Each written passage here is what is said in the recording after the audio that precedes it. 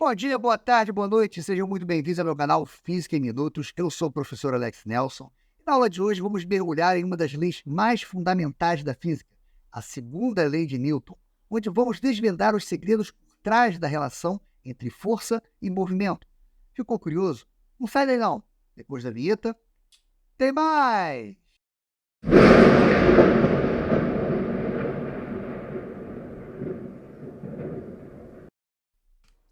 E finalmente chegamos na segunda lei de Newton, ou lei fundamental da dinâmica. E para que a gente possa compreender bem os conceitos da segunda lei, é importante que a gente faça uma revisão da primeira lei de Newton. Sim, a primeira lei de Newton. A primeira lei de Newton, também conhecida como lei da inércia, ela vai tratar de corpos que estão em equilíbrio. Significa um corpo estar em equilíbrio? Significa que o somatório das forças que atuam sobre esse corpo é zero.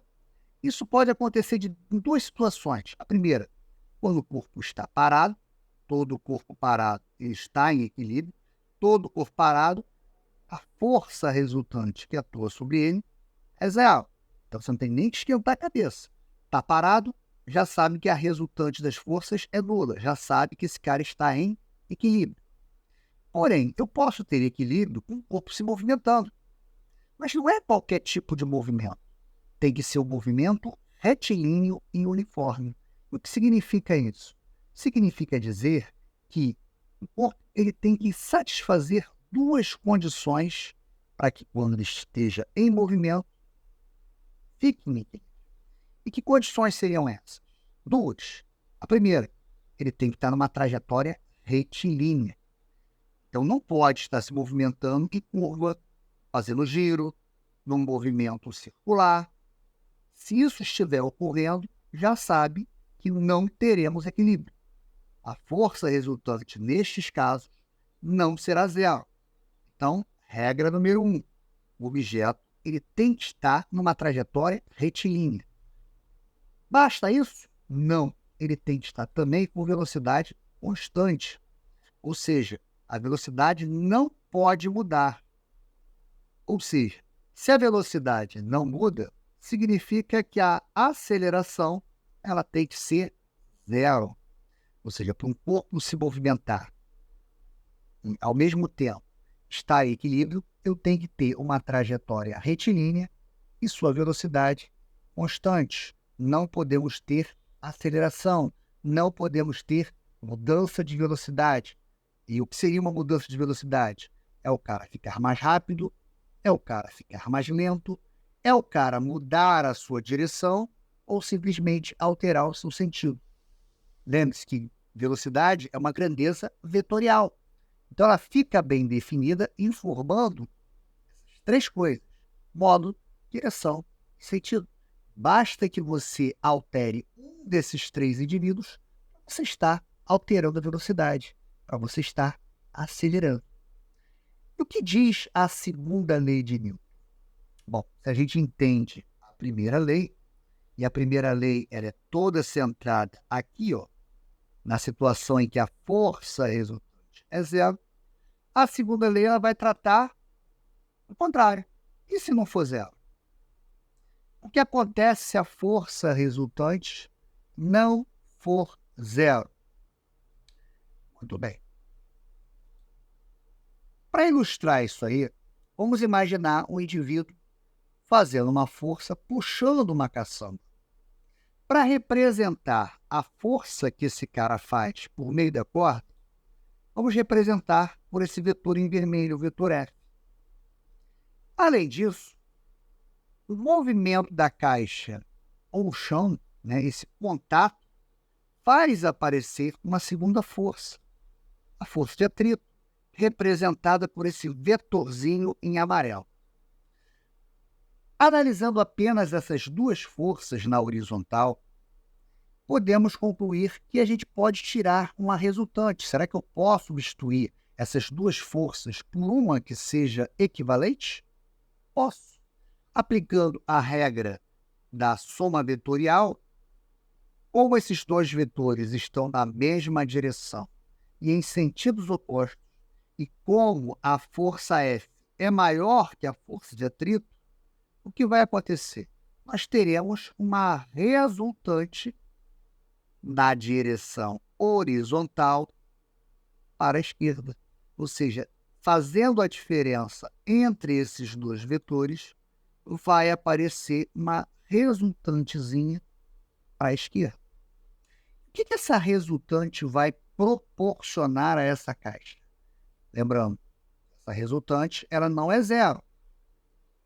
O que vai acontecer?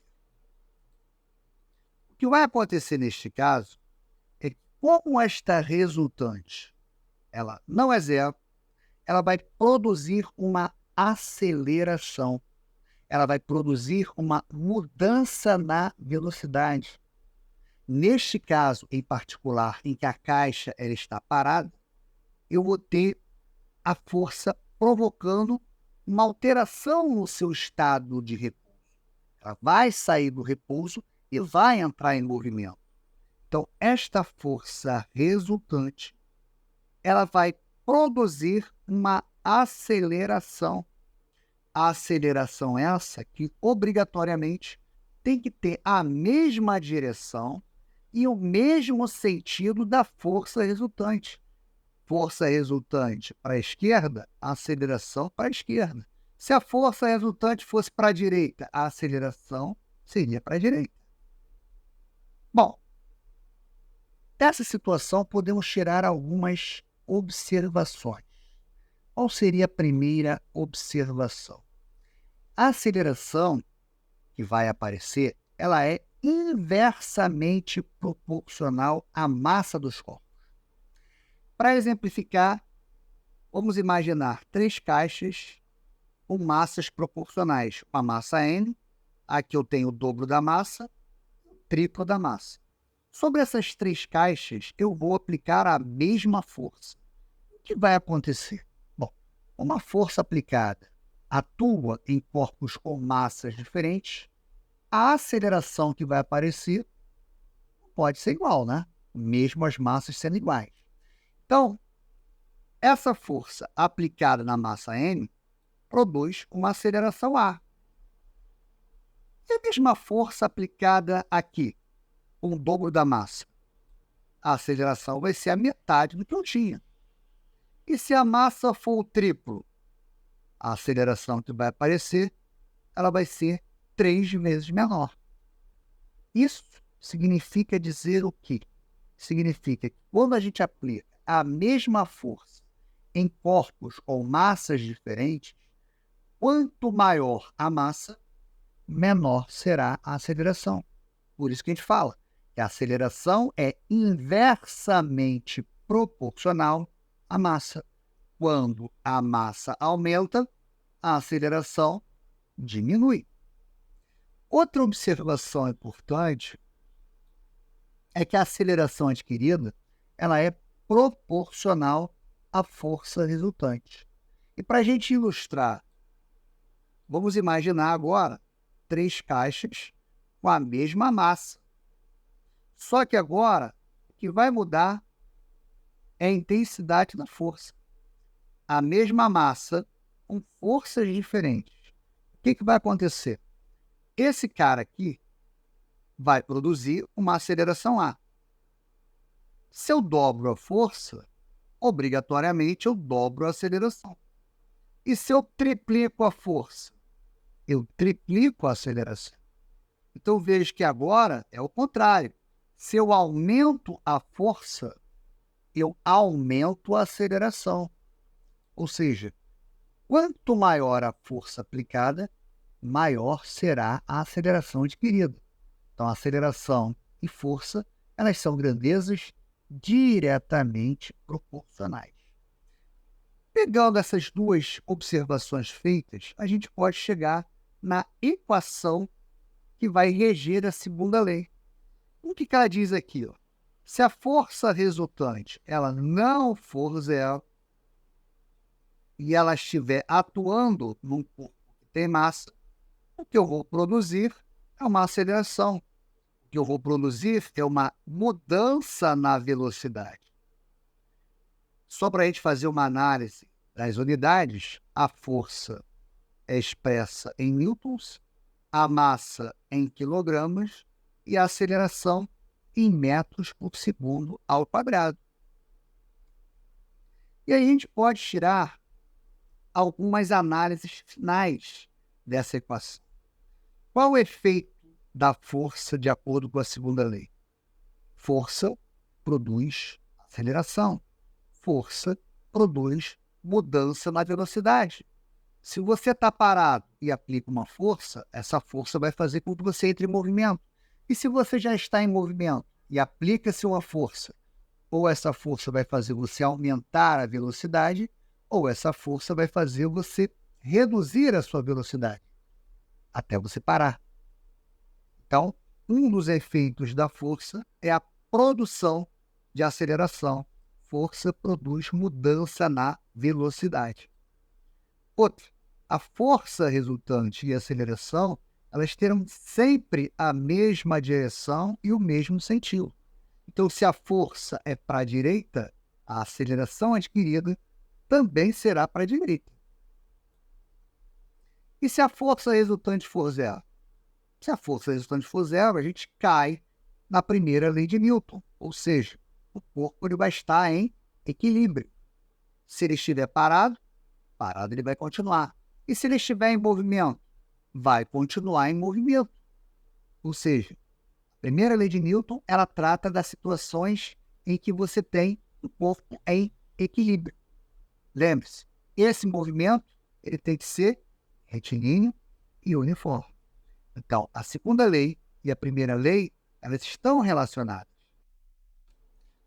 Outra observação importante é que nos movimentos curvilíneos sempre haverá uma aceleração, que vai ser responsável pela mudança na direção do vetor velocidade. Vamos entender isso aí. Lembra que eu falei em aulas passadas que velocidade é uma grandeza vetorial? Se ela é uma grandeza vetorial, ela é bem definida por três coisas: seu módulo, que é a parte numérica, a direção e o sentido. Então, mudar a velocidade, basta que você altere um desses três caras. Se você mexer no módulo, se você alterar a direção ou o sentido da velocidade, você está acelerando. No primeiro momento, quando a gente aprende o conceito de aceleração, a gente acha que acelerar é apenas ficar rápido, certo? Quando você aumenta a velocidade de 10 para 30, estamos acelerando, porque você está mexendo no módulo da grandeza velocidade. De 10 metros por segundo para 30 metros por segundo, houve uma mudança da velocidade. Depois a gente aprende que frear também é uma forma de acelerar, que quando você freia, você reduz a velocidade. Né? Estou a 30 metros por segundo, meti o pé no freio, parei. Houve uma redução na velocidade. A parte numérica, ela diminuiu. Eu mexi no módulo da grandeza da velocidade. Eu estou acelerando. Só que acelerar, ela não está associada apenas a ficar rápido e ficar lento. Acelerar também está relacionado com mudança na direção e no sentido. Então, por exemplo, quando você faz uma curva, o que você está fazendo? Você está saindo da reta. Numa reta, você mantém sempre a mesma direção. Para fazer a curva, o que você faz? Você muda a direção da velocidade. Se você muda a direção da velocidade, você está alterando a velocidade. Então, você está acelerando. E se você está acelerando, existe uma força que está te obrigando a fazer a curva. Você está reto. Então, tem que ter uma força que faça você sair dessa reta, que faça você mudar a direção da sua velocidade. Então, Newton entende que para você ter um movimento curvilíneo, é necessário a existência de uma força que te obrigue a fazer a curva. Lembra que eu falei para vocês que se um corpo estiver fazendo uma curva, ele não poderá estar em equilíbrio? Por quê? Porque se ele faz uma curva, a resultante não é zero. existe uma força que vai ser responsável pela mudança na direção da velocidade. E se existe uma força, existe uma aceleração por trás disso. Então, toda vez que você tiver um movimento curvilíneo, já sabe, por trás disso você tem uma aceleração. E se você tem uma aceleração, você tem uma força provocando esta aceleração, provocando esta mudança na velocidade. O efeito macroscópico da força é de produzir aceleração e deformação. Quando você pega um papel e amassa, o que você está fazendo? Você está fazendo uma força e está deformando esse papel. Quando você pega uma mola e puxa, você está deformando essa mola. Quando dois carros colidem, eles sofrem uma deformação.